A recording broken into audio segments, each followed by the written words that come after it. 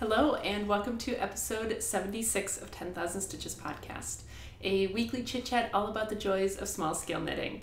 My name is Andy, and yeah, I'm glad that you're here. I am feeling much more on my game this week, I think. We shall see. But yeah, if you wanted to find me on the interwebs, pretty much the only place you can find me right now is on Ravelry as Purlbug, P-U-R-L-B-U-G. You can find my blog at thepurlbug.com, and then we have the 10,000 Stitches podcast group on Ravelry. If you're looking for links to anything that I mentioned today, if you're watching on the embedded video in the blog post or the Ravelry thread, everything will be linked right below the video. If you're watching this on YouTube, in the description box below the video, there will be a link to the blog post, and then like I said, you can find everything linked there right below the video. I'm currently recording on Sunday, October 8th, and this episode should go up on Tuesday, October 10th, if I have my dates correct. I will go ahead and mention this right now. I've been doing a bunch of dyeing. You might notice, which way do I have to move? Back here, like a lot of this yarn has been dyed up recently. And I'm going to be taking my Etsy shop back off vacation mode. And so any yarn that I show today will be in the shop on Wednesday, October 11th. So, because I need I'll talk about it more at dyeing. But anyway, so if you were looking for anything, Wednesday, October 11th, the shop should go live again. But otherwise, we'll talk about sort of the normal things today. We'll talk about finished objects, works in progress, what's coming up next. I'll show off some dyeing, and we'll talk about knit along stuff, question of the week, and then chit chat. So pretty standard episode. Yeah, so this week I have both a finished object and a half object to show you guys, so that's super exciting. My finished object is my Villavini. So these guys are done. I didn't bother to put them on sock blockers, but I do have a picture, so I will try and insert that here of what they look like. But yeah, I've mentioned this before, but this was my very first time ever doing intarsia, much less intarsia in the round, and at least the way this pattern presented it, I don't know if that's like the standard way to do it, but I thought it was very easy, very, I don't want to say intuitive, but it was a very simple method and not hard to execute. So yeah, it's just this really simple lace pattern. I've mentioned this before, but the main color is a Regia 4-ply in the Ski Mask colorway, and then the two intarsia panels are hand-dyed yarn of my own dyeing. So that's what that looks like. These are going to be for my mom. I'm not entirely sure that they're going to be like a Christmas gift. They're just going to be a gift for my mom. Yeah, knit on US size 1s, 2.25 millimeter needles, and not a ton to say about them other than I really enjoyed it, but I'm not gonna lie, by the end of this second one I was kind of really ready to be done with it, just because, you know, with doing intarsia in the round, there's a lot of sort of flipping your work around and, you know, knitting and purling back and forth and stuff, and that got a little bit old. You know, I was really kind of ready to be done with it, but it was crazy because I think was on the last lace repeat when I decided to count it and be like, oh my gosh, I'm actually almost done. So that was really cool. And then of course, once you get done with this lace panel, then you're back to knitting in the round like normal. There's a bug outside. And then it's really easy. So yeah, these just flew off the needles. I think I finished this one last night. Yeah, I finished it last night. So Saturday night. So yeah, pretty cool, pretty awesome. Glad to be done with them. Really couldn't be happier with the way they turned out. So boom. So that's my totally finished object. And then for my half finished object, I have my first of, I don't remember if I called them this last week, the fizzy pumpkin drink socks. The first of them is done. This is a pattern by Pearlescent. The pattern is called Effervesce, and I think I showed this one off last week when it was, you know, sort of partway through. I think I was maybe done with the gusset when I showed it off last week. Again, I don't have it on a blocker. I have a picture of it. I'll insert a picture here. But yeah, so these are supposed to sort of look like little bubbles coming up the foot and leg of the sock. Like I said last week, these are really nice because it's a top-down pattern. So you do the majority of your sort of complicated stuff on the leg, and then, you know, by the time you get most of the way down the foot, you don't have much complicated stuff left. So I really enjoyed this. Again, pretty intuitive, kind of once you get the hang of how you make these little bubbles, pretty intuitive pattern and easy to make without having to look at the chart too much.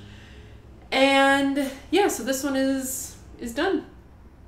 And this was knit on US size 1s, 2.25 millimeter needles, and the yarn is my own hand-dyed yarn in the 100% BFL base in the That Pumpkin Drink colorway. So yeah, very excited about it. I'm actually saving the other one to be travel knitting for the next time I go see Wesley, because I started this one when we were moving him up there, well, just before. But this was my travel knitting for the first time we went up there, and so I figured I would go ahead and finish this one off, and then I would wait to start the second one until the next time I go up there. So that'll be in just a couple weeks.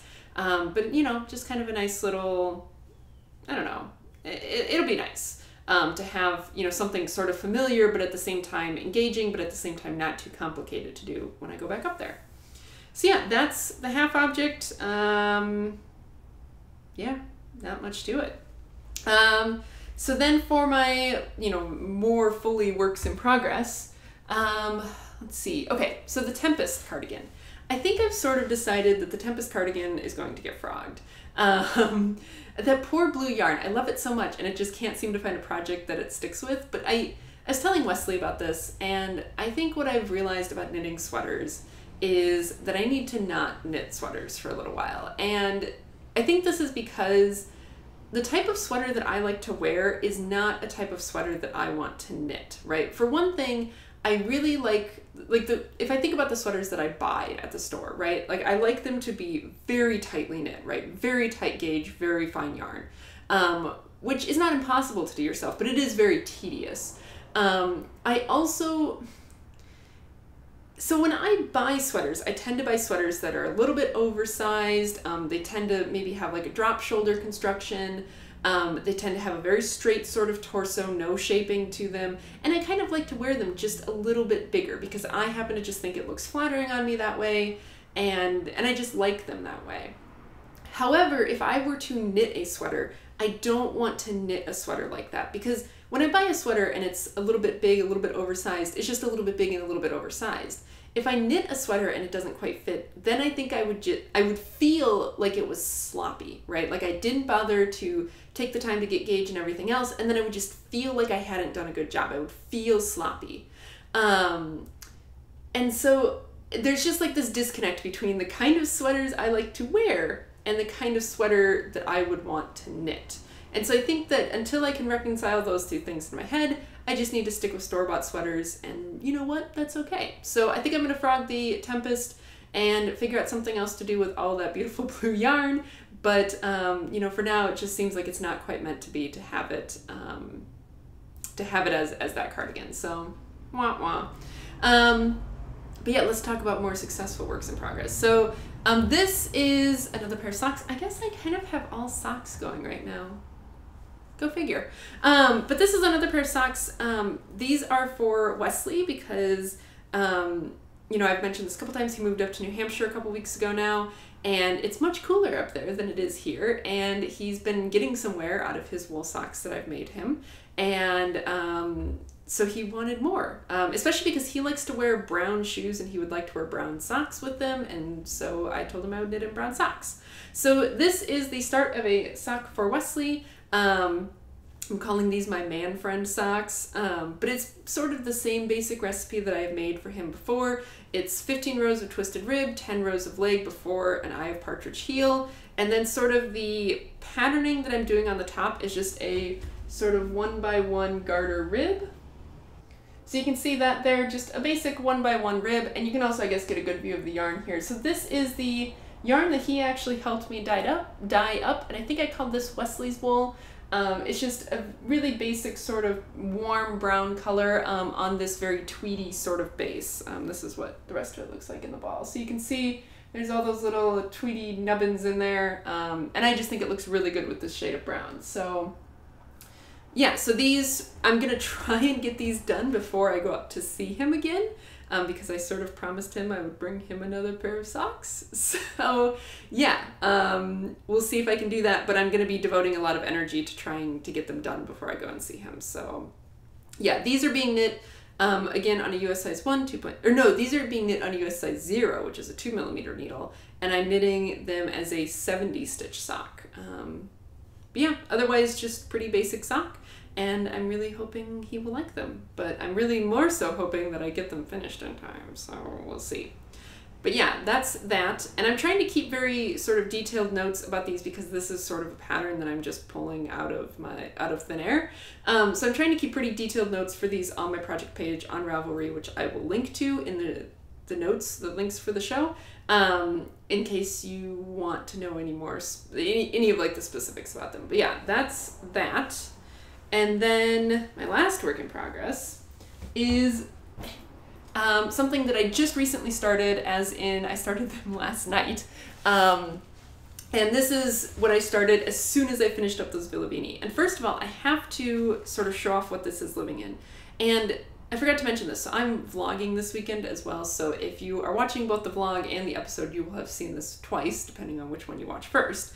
But I found this at Target, and as you guys know, I am a huge fan of using not project bags as project bags, things that weren't meant to be project bags as project bags, and this is one of those examples. So I found this at Target in the like sort of travel aisle, like they have like an aisle that has like the suitcases and then like you know, those little travel size empty containers, things like that. So this was in there as well.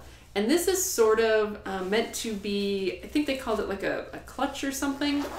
But basically you zip it up and it sort of is this triangular, sort of like a toiletry bag sort of shape, or like a dop kit sort of shape. So it's decently large. But yeah, and it has a zipper on the top and it has an outside pocket here. So that's pretty cool. What do I have in there? Oh, I have a double pointed needle in there. Do I need that in there? No, I don't. Let's take that out of there. I keep a bunch of those around because I use them for picking up gusset stitches on heels, but I don't need that for this. So, but anyway, and so this was the only pattern that they had. But then when you unzip it, it has one of those sort of like wire frames in the top, sort of like doctor's bags have, so that it just sort of opens nice like that. And then, you know, inside it's very spacious, but the nice thing is that if you have it sitting down, it just sits open, right? Like it'll just open really nicely. And it has another Velcro pocket on the inside, and then on the other side it has a little zipper pocket. And as you can see, it's plenty big enough to have two balls of yarn in there side by side, so it's really perfect for like, you know, 2-color socks or something. And I just think it's really great. So I bought it. It was like $10, super cheap. Feels pretty durable, pretty sturdy. And I think it will be really great. I said this in the vlog, so again, I'm sorry that I'm repeating myself if you watched both. But I think it'll be really great for like traveling, because again, I have to do more traveling now that Wesley is not living here. But I always sort of like to have what I call a plane pouch when I'm traveling, whether by train or plane or whatever. Plane or train or whatever. But basically one pouch that has all the essentials in it that I can then take out of my main bag, so that if there's room like in the overhead bins or something, I can put my backpack in the overhead bin and I don't have to keep getting in and out of it because everything goes in this bag, right? So this will have my knitting in it, my headphones, my phone, which I've done with other project bags, right? Like I've done that with this project bag, just stuff everything in it and it works fine. But the nice thing about this one is that it has various pockets so that I can sort of compartmentalize everything and it doesn't all get tangled. But that's enough about the bag. The point being, this was $10 at Target, so if you like it, go get you some. I think I might pick up another one the next time I'm at Target if they still have them. We'll see. But the socks that are in here are what's actually important, right? So I finally started my Ondine socks. And you know, I bought this pattern quite a while ago, kind of because I got super excited about it, and now I finally got around to starting it. I was trying to finish up the Villavini before I started these. So these are sort of a mermaid themed pair of socks where you sort of create this, what happened here? This like scale sort of pattern on them. So it's 2 colors, but you're only ever working with 1 color at a time. So it's sort of like mosaic knitting, sort of, kind of, not really. But yeah, it creates this really pretty scale pattern. And so the colors that I'm using are this really dark blue purple and then this sort of blue green yellowy sort of color. So again, these are both my hand-dyed yarns on the 100% BFL base. This one's called Endless Night, this one's called At Sea. And I just thought they worked really, really well together. And so I'm using the darker color as sort of the background, it's color B in the pattern, and then the lighter color as sort of the scales, and that's color A in the pattern. These are obviously a toe-up sock. This is a toe. I haven't knit a pair of toe-up socks in a really long time, so I had to like look up how to do Judy's Magic Cast On again. But yeah, I knit all the way through the toe last night, pretty late last night, because I was just too excited and I wanted to get all the way through the toe increases. And then the rest of this I have knit today, and I'm just really, really loving it. Let's get an up close shot of what that stitch pattern looks like. So there you can sort of see those scales, and the way that you do this is sort of with some slip stitches and stuff like that. I don't want to give away too much because it's not a free pattern, but yeah, I am really, really loving it. I'm not loving the way that the toe increases are done. I just sort of did it the way that they do in the pattern, which is you increase every other row, and it creates this just sort of very triangular wedge toe, which is fine. I just, you know, it's not my favorite way of doing a toe, but whatever.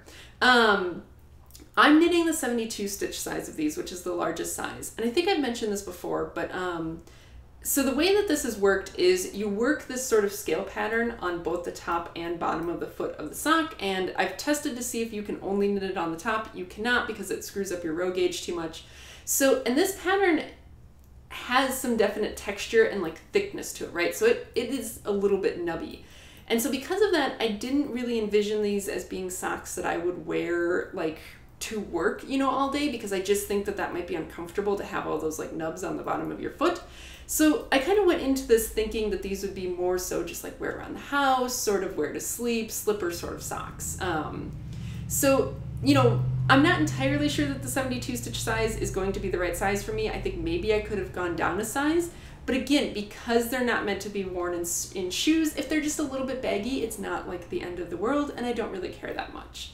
I'm also knitting these on a US 1.5 for the scale part. The toe I knit on a US size 1, and I'm going to also do the heel and the cuff, I think, on a US size 1, because I just think it'll be too loose if I do it on a 1.5.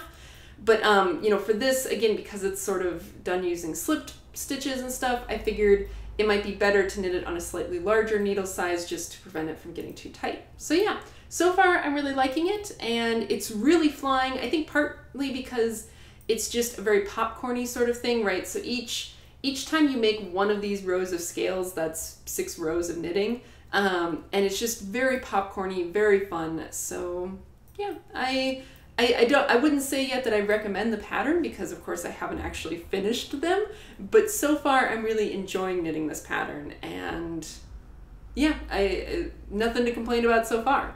And she also has a really great YouTube video to show how to do sort of the special thing that you have to do to make these little scales, which is super handy, because I don't think I would have figured it out just by reading the pattern. I was close, but I wasn't quite doing it, and it looked a little bit funky. So it's really nice that she has a YouTube video, the designer does, to show exactly how you do. It's this stitch right here. Oh, what am I doing? It's this thing right here. That's what she has a YouTube video showing you how to do. So that's a really great sort of bonus for these. But yeah, that's all of my works in progress. So in terms of what's coming up next, you know, last week I asked, should I make an exploration station? And you guys totally convinced me that yes, I need to make an exploration station. So I've actually started dyeing up the yarn for that. I mentioned last week that I was planning on over dyeing those 3 skeins of that Cascade Heritage silk that I have in that sort of tan color. I still have one of them here. So this is sort of what that looked like.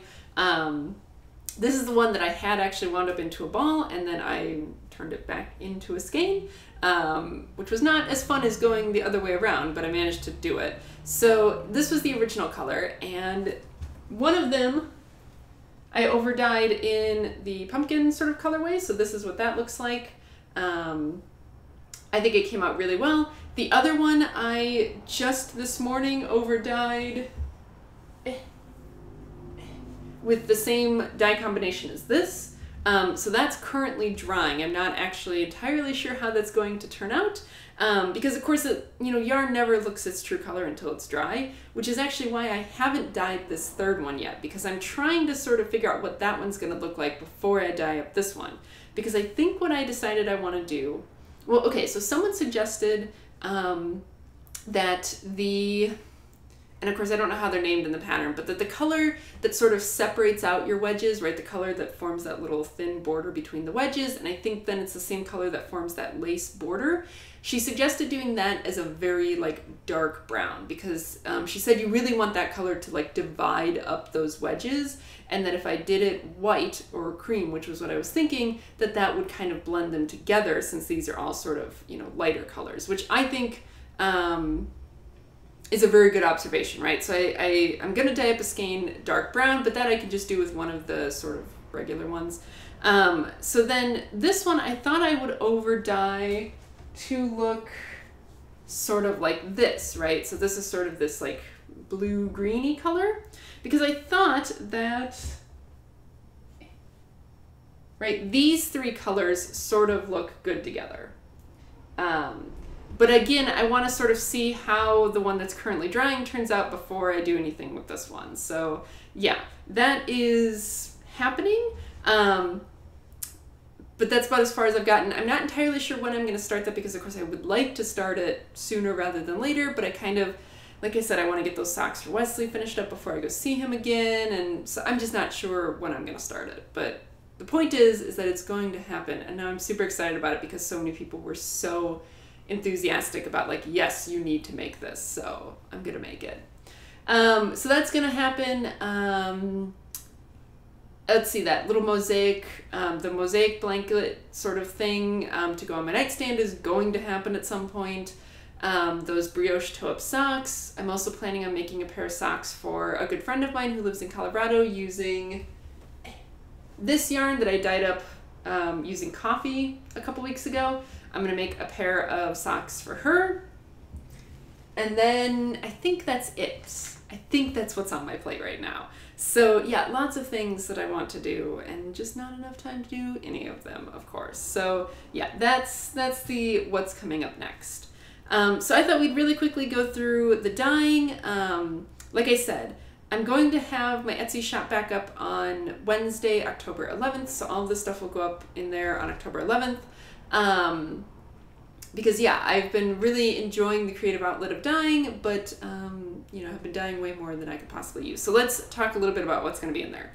This is going to be in there. This colorway is called Minty Fresh, and this is, so I have a couple of different bases that I'm using, right? So I'm calling this sort of tweedy base, the base that the Donegal sock base, this is called Tweed Sock now. I'm calling my 75-25 standard sock just to kind of help to differentiate it, and then the 100% BFL base. So this is on sort of that 75-25 base, and this is the only one of that color.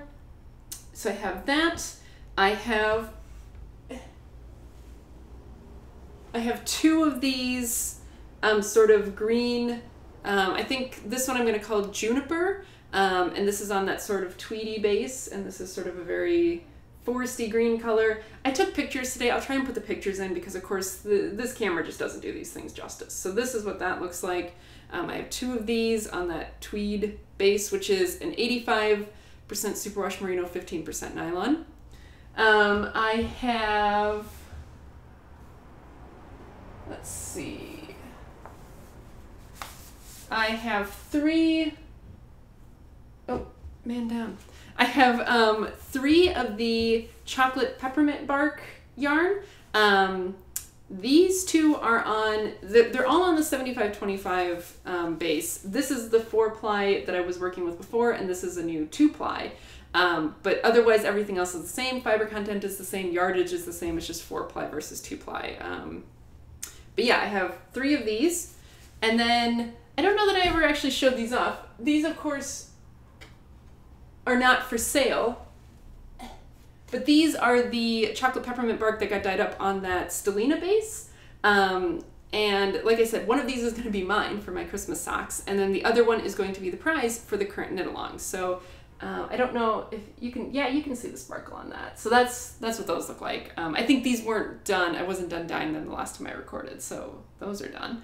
And then I have, oh, one of them just fell off the bed. I'm just losing everything. I have this guy, which is on the 75-25 standard sock base, the 2-ply.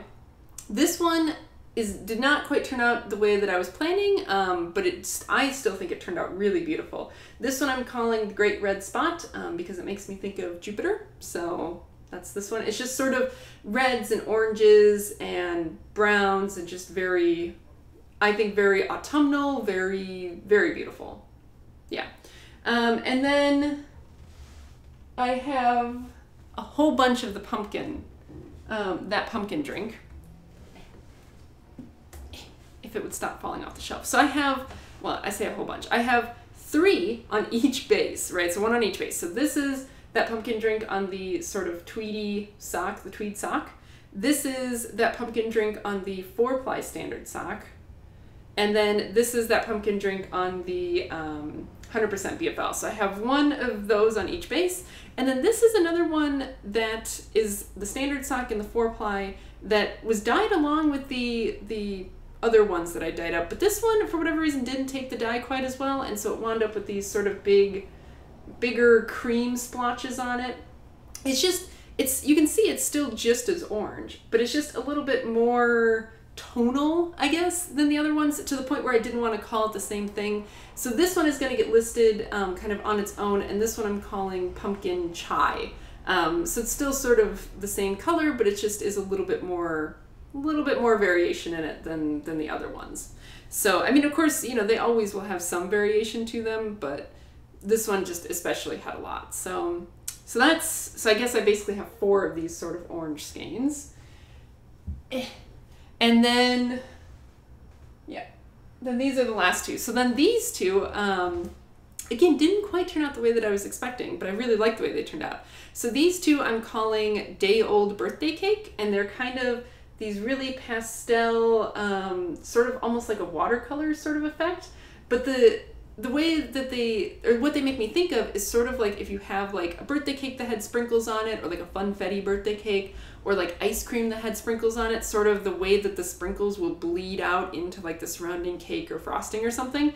That's sort of what these make me think of. It's like sort of like sprinkles that have bled out into the surrounding yarn. So I have 2 of those, and these are on that standard sock, the 75-25 base, the 2-ply.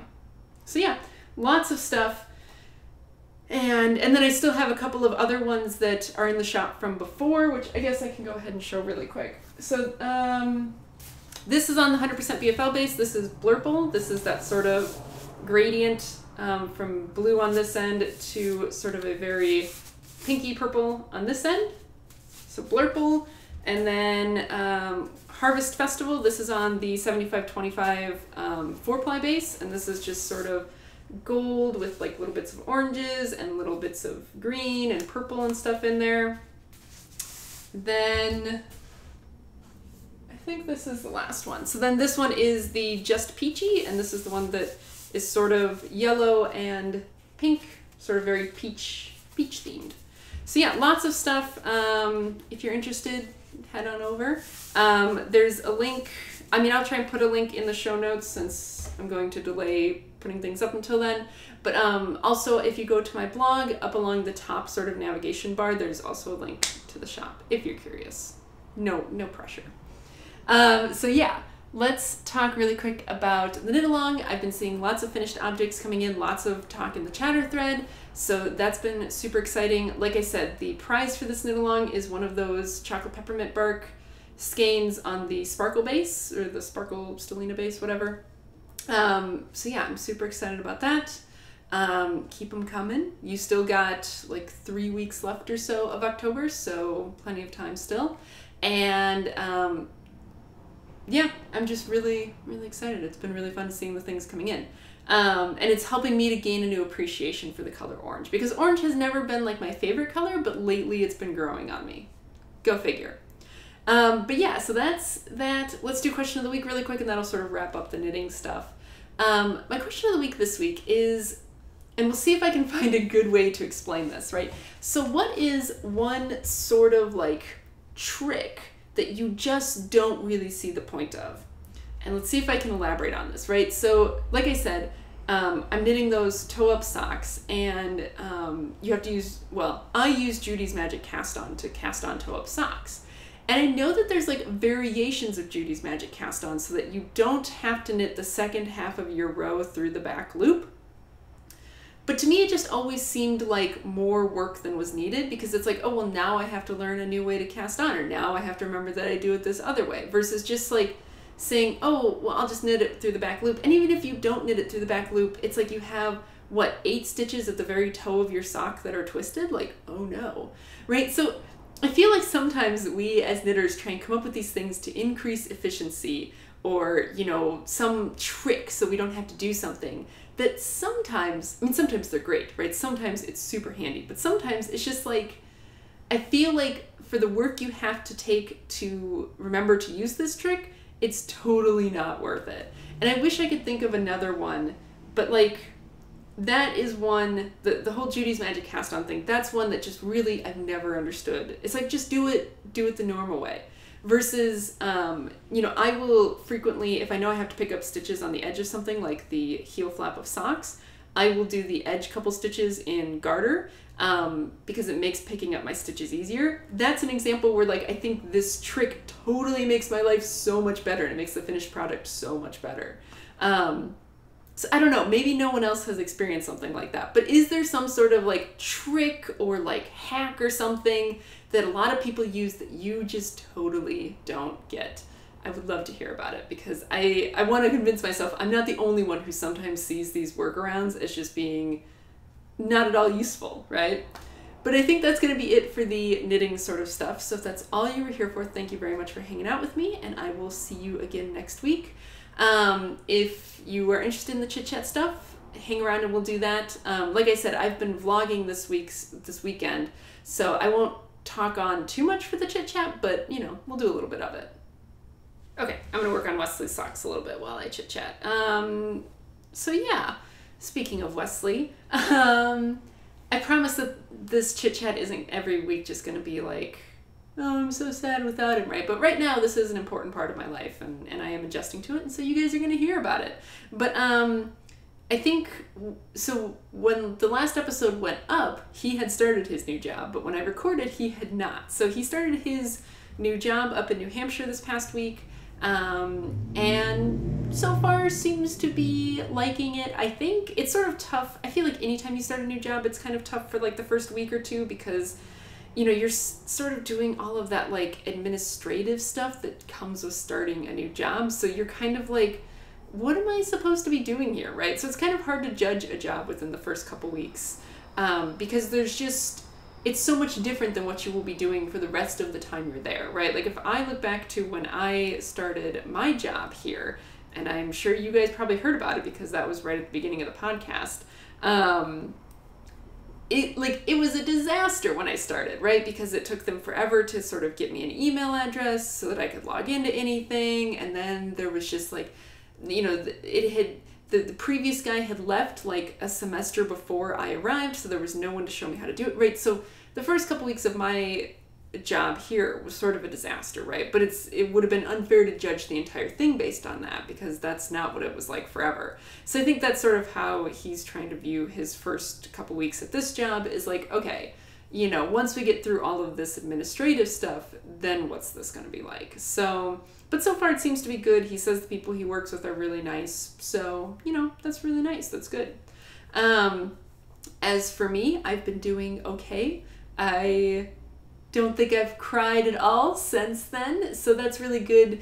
I don't know, I mean, I think I might be having an easier time of it than him. Not that he's having a really hard time with it, but, you know, I have lived alone before, and so, you know, I can sort of get back into that mode, I think, a little bit easier than him, because when I was living alone in grad school, he was still finishing up undergrad, so he was still living with a roommate. So he hasn't really ever lived completely isolated from his friends and family the way that I have.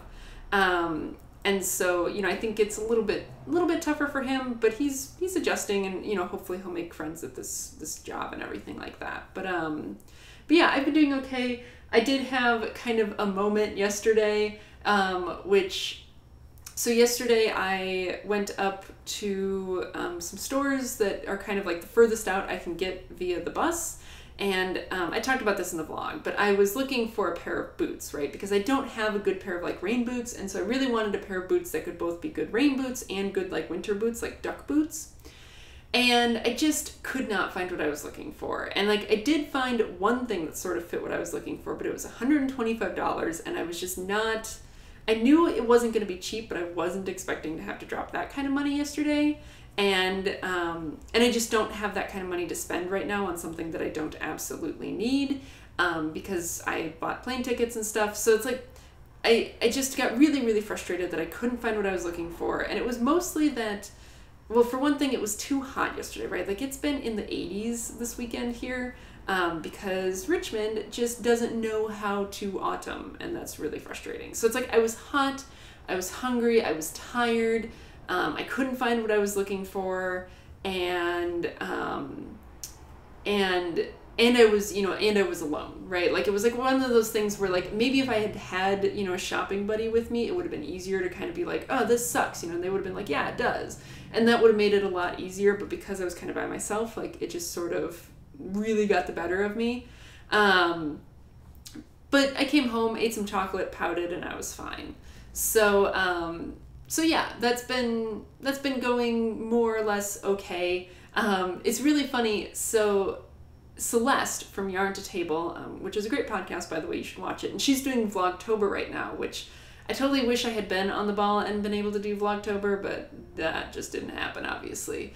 But anyway, she commented on my last video and said that she never would have thought about how hard it is, when you live alone, that you have to do everything all by yourself, which I think is the thing that like nobody thinks about, right? Everyone thinks about like, oh, you're just going to be sad.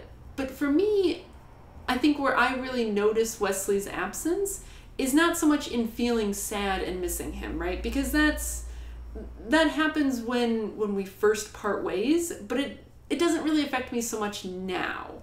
And maybe I just don't have emotions like normal people do, but I just don't see a big point in being sad because I miss him. Like, of course I miss him, but it doesn't really, keep me from doing day-to-day things. Where I really notice his absence is just in his absence. Like, the fact that, yeah, he's not here to help with things, and the fact that he's not here to like go do things with me and stuff like that, which I feel is different than being sad because I miss him. And yeah, and that is the really rough thing about like living, really by yourself. And I'm sure, of course, anyone who's watching this who does live by, single and lives by themselves is totally just like thinking I'm a spoiled brat about this, but it really is rough when you're used to living with another person and then all of a sudden they're not there and then you have to do everything yourself. And especially for me, because sort of the way that my life has gone is, of course I was in high school and I lived with my family, and so they picked up a lot of the slack. And then I went to college and I lived in the dorms for the first 2 years, which, there someone else cooks for you, you only have your dorm room to keep clean, stuff like that.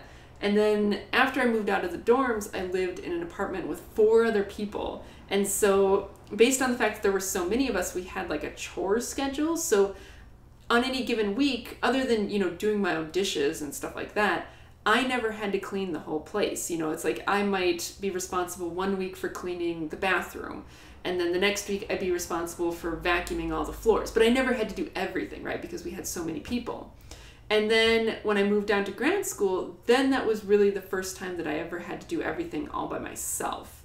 And I really hated it then. And then, of course, since then I've lived with Wesley, and so he's been able to pick up a lot of the slack, and now I'm back to living by myself, and it's just, I don't know, it's an adjustment, right? Like, it's just an adjustment, realizing that everything has to get done and you have to make time for everything. So, but speaking of Celeste, so she's doing Vlogtober, and she was talking in one of her recent ones about kind of her relationship with her husband, and that I forget what he does. I know she's mentioned it before. I think he is in like the medical field somehow. I'm sorry if that's wrong, but that's what I'm seeming to remember. But that like he winds up working typically weird shifts. And so she was saying that he's been working such that she like doesn't really get to see him except on the weekends, even though they live in the same house. Like, they just never see each other except for on the weekends when he's not working. And I think that would be worse for me than what I'm currently going through. Because, you know, for me, if Wesley was here, but it was just like, oh, he works an opposite shift from me and I don't get to see him, then I would wind up sort of, I think, you know, trying to like structure my life in such a way to see him, which would be really not healthy. And it sounds like Celeste does not do that, right? So good on you that she, you know, sort of lives her own life and just deals with it. But for me, if I could see him, I totally would, and I would just throw my life into chaos. So it's like, this is easier than that, I think. Like, I just don't have the willpower to like not see him if I possibly could. But yeah, otherwise things have been good. You know, this weekend I've been very productive. I'm just trying to even think about like I've been just really busy at work and really stressed out about like stuff at work and stuff like that. So it's just kind of like, I just need a vacation. I need a vacation real bad. But I just don't know when that's going to happen. So boo. But yeah. And I think that's kind of it. Sorry I'm so disjointed today. I'm trying to like not repeat everything that I'm doing in the vlog. But it's like I'm trying to think of things that I've been doing other than the stuff that I've been showing in the vlog, and like my week has been super boring. We had our first test in my programming class, which I guess I got a 90% on, so that's great. We'll see. We haven't actually gotten it back yet, but like again, I'm not entirely sure how we're going to get it back because it's a programming class. So what we submitted was a file and like not a paper. So I'm interested to see if on Monday when he talks about it, because I'm assuming he will, if we're going to somehow get feedback on what we did wrong, or like how we're going to get that feedback. Because you know, of course I would love to know where I lost points, but it's like, well, all I gave you was the code. So I don't know. We'll see how that goes. But the fact that I lost points, I'm guessing means that either I didn't interpret something correctly or that something didn't print out correctly. I don't know. We'll see. But I think maybe I'll call it for there. I'll just try and keep this episode a little bit shorter. Like I said, if you're curious about what I've been getting up to this weekend, I'll have that vlog up probably about the same time, if not slightly before this episode goes up. So you can kind of be a fly on the wall in my weekend. But otherwise, I'm going to, well, put away all the yarn that I threw on my bed. And then just kind of loaf around and enjoy the rest of my free afternoon. I need to get a letter written to a pen pal. But yeah, I'm just going to kind of just relax. And I might go for a walk. It hasn't rained here in a long time. And they were predicting rain today, and it looks like rain. But it hasn't rained yet. So maybe I'll go for a walk, and maybe that'll make it rain. I don't know. But anyway, I'll show you guys what a mess my bed is to sort of close this out. But this is what happens when I sort of just throw everything over there. So that's what the bed looks like right now. But anyway, I guess that's going to be it. Thank you very much for hanging out with me this week, and I will see you again next week. Bye.